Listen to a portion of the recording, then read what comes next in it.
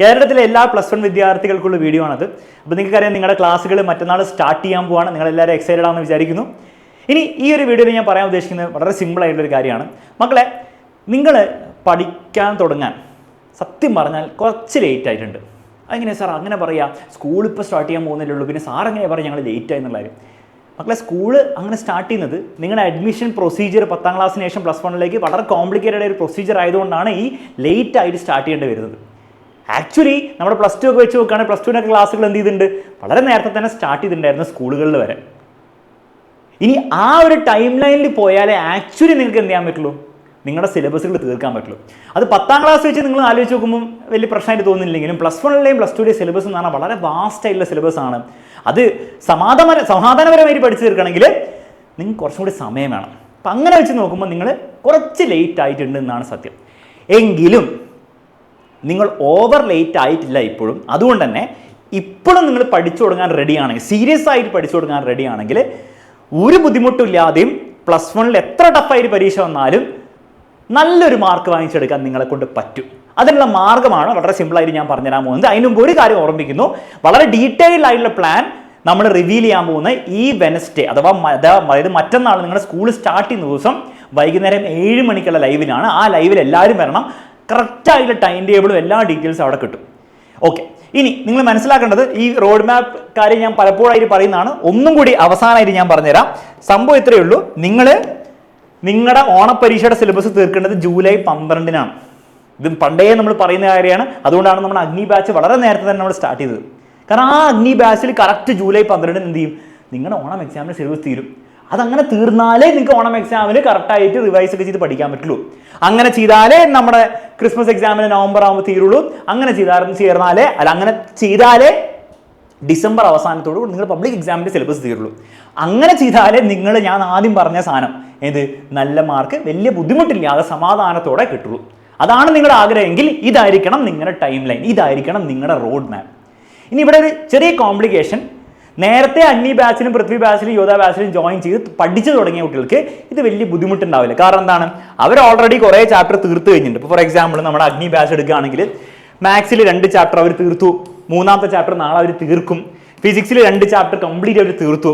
കെമിസ്ട്രിയിൽ 1, 2ാമത്തെ chapter മറ്റന്നാൾ അവർ തീർക്കും. മനസ്സിലല്ലേ? ഇപ്പോൾ ബയോളജിയിൽ 3 ചാപ്റ്റർ തീർത്തു, കമ്പ്യൂട്ടർ സയൻസിൽ 2 ചാപ്റ്റർ. ഇത്രയും ചാപ്റ്റേഴ്സ് തീർത്തിട്ടാണ് നമ്മുടെ അഗ്നി ബാച്ചിലെ കുട്ടികൾ ഇരിപ്പുള്ളത്. എൻട്രൻസ് മാത്സ് നമ്മുടെ Prithvi Yodha ബാച്ചിലും 2 chapter, part 1 2 chapter ഇത്രയും കാര്യങ്ങൾ തീർത്ത കുട്ടികളെ സംബന്ധിച്ചിടത്തോളം അവർക്ക് ഈ ഒരു ഡേറ്റിന് ഓണം എക്സാം സിലബസ് തീർക്കാൻ ഭയങ്കര ഈസി ആയിരിക്കും. ചില്ലടിച്ച് ചെയ്യാൻ പറ്റും.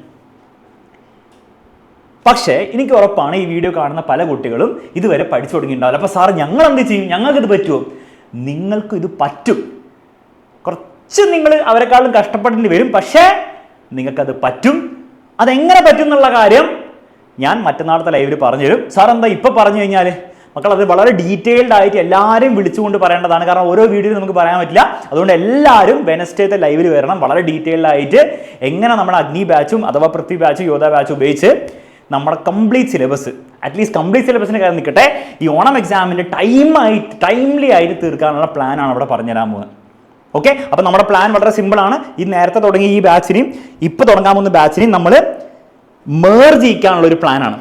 മേർജിങ് പെട്ടെന്ന് നടക്കില്ല, കുറച്ച് സമയം എടുക്കും. അത് ബുദ്ധിപരമായിട്ട് ചെയ്യാനുള്ള ഒരു ഐഡിയയും കൂടെ നമ്മൾ പറഞ്ഞു തരുന്നതായിരിക്കും. ഐഡിയ മാത്രമല്ല, കൃത്യമായുള്ള ടൈം ടേബിൾ നിങ്ങൾക്ക് തരുന്നതായിരിക്കും. ഓക്കെ, അപ്പോൾ അതുപ്രകാരം നിങ്ങൾ മേർജ് ആവേണ്ടത് ഉണ്ട്. കാരണം അല്ലെങ്കിൽ എന്താ പറ്റുകയെന്ന് വെച്ചാൽ ഓണം എക്സാമിന് നിങ്ങൾ തീർക്കില്ല, ടെൻഷനാവും, മാർക്ക് കുറയും. പിന്നെ ക്രിസ്മസ് എക്സാമിന് സെയിം കഥയാണ്. മോഡൽ എക്സാം ആകുമ്പോൾ നിങ്ങളുടെ സിലബസ് പോലും തീർക്കില്ല, ടെൻഷനായി. ആ സ്ട്രെസ്സും ടെൻഷനും തന്നെ നിങ്ങളുടെ മാർക്ക് കുറയ്ക്കും. ഇതൊക്കെ എല്ലാ വർഷവും നടക്കുന്നതാണ്, നമ്മൾ കൺമുൻപിൽ കാണുന്നതാണ്. പഠിക്കാൻ കഴിവുള്ള കുട്ടികൾ വരെ ഈ ഒരു ടൈമിന് സിലബസ് തീർക്കാത്തതുകൊണ്ട് അവർ മാർക്ക് നഷ്ടപ്പെടാറുണ്ട്. എന്നാൽ നന്നായിട്ട് പഠിക്കുന്നവരോ, നന്നായിട്ട് പഠിക്കുക എന്ന് പറഞ്ഞാൽ ഭയങ്കര എക്സ്ട്രാ ഓർഡിനറി ബുദ്ധിയൊന്നും വേണ്ട. ബോർഡ് എക്സാം നിങ്ങൾക്ക് നല്ല മാർക്കിൽ ക്ലിയർ ചെയ്യുകയാണെങ്കിൽ നിങ്ങൾക്ക് ഡിസിപ്ലിനാണ് കൂടുതൽ വേണ്ടത്. ആ ഡിസിപ്ലിനോട് കൂടെ കറക്റ്റായിട്ട് സിലബസ് തീർത്ത് പഠിക്കുന്ന കുട്ടികളാണ് ഇവർ. 520 520 കുട്ടികളാണ് കഴിഞ്ഞ വർഷം എക്സാമിനറിന് ഈ വർഷം റിസൾട്ട് വന്നപ്പോൾ +1 അഗ്നി ബാച്ചിൽ നിന്ന് പാസ് ഔട്ട് ആയത്. അതുപോലെ 99% എല്ലാ മാർക്ക് വാങ്ങിച്ച ഗംഭീര പെർഫോമൻസ് ആണ് നമ്മുടെ കുട്ടികൾ കൊണ്ടുവന്നത്. +2 സെയിം കഥ. അപ്പോൾ അത് പറ്റും, പക്ഷേ ഡിസിപ്ലിനാണ് അവിടെ കൂടുതൽ വേണ്ടത്. ആ ഡിസിപ്ലിൻ ഇപ്പം തന്നെ സ്റ്റാർട്ട് ചെയ്താൽ ഇത് വേറെ ലെവൽ ഇമ്പാക്റ്റ് ആയിരിക്കും ഉണ്ടാവുക. ഓക്കെ, അപ്പോൾ അതിനുവേണ്ടി നിങ്ങൾ ചെയ്യേണ്ട വളരെ സിമ്പിൾ ആയിട്ടുള്ള കാര്യമാണ്. 2 ലൈവ് ഉണ്ട്. ഒന്ന് ജൂൺ 18 വെനസ്ഡേ 7 മണിക്ക് നടക്കുന്ന ലൈവിൽ വളരെ കൃത്യമായ ഒരു പ്ലാൻ അതിൽ പറയും. പക്ഷെ നിങ്ങൾ ഉറപ്പാക്കേണ്ടത് നിങ്ങൾ അഗ്നി ബാച്ചിൽ അഡ്മിഷൻ എടുത്തവരാണെങ്കിൽ സെറ്റായിരുന്നോ കുഴപ്പമൊന്നുമില്ല, എടുക്കാത്തവരാണെങ്കിൽ താഴെ നമ്പർ ഡീറ്റെയിൽസും കൊടുത്തിട്ട് എത്രയും പെട്ടെന്ന് അഡ്മിഷൻ എടുത്ത് ഉറപ്പാക്കുക. കാരണം അത് കഴിഞ്ഞ് നിങ്ങൾ പിന്നെയും ജോയിൻ ചെയ്ത കുഴപ്പമൊന്നുമില്ല, പക്ഷെ നിങ്ങൾ വെറുതെ ഡേയ്സ് നിങ്ങൾ വേസ്റ്റ് ചെയ്തുകൊണ്ടിരിക്കുകയാണ്. ഓക്കെ, നിങ്ങൾ എൻട്രൻസ് ബാച്ചിലും കൂടി ജോയിൻ ചെയ്യുന്നവരാണ്, നിങ്ങൾ 2 ലൈവിൽ പങ്കെടുക്കണം, ഇതിലും പങ്കെടുക്കണം.